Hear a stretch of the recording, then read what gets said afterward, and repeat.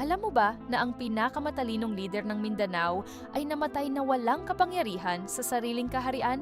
Datu Piang. Ang hari ng pakikipagkunwari, pinaglaruan niya ang mga Kastila.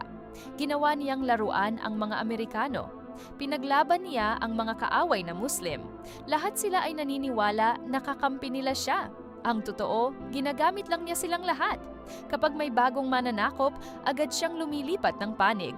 Kapag may mas magandang alok, iniwan niya ang dating kasama. Ang kanyang talino sa politika ay walang kapantay.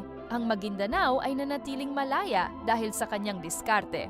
Pero pagdating ng mga Amerikano, nagbago ang laro. Hindi sila tulad ng mga Kastila na tumatanggap ng pakikipagkunwari. Gusto nila ng kumpletong kontrol. Ginawa nilang puppet si Piang. Kinuha ang kanyang kapangyarihan unti-unti. Ginawa siyang laruan gamit ang sariling pamamaraan niya. Ang dating hari ng pakikipagkunwari ay naging biktima ng sariling galing. Namatay si Datu Piang na parang dekorasyon lang sa sariling palasyo. Ang maestro ng pakikipagkunwari ay naloko ng sariling sining.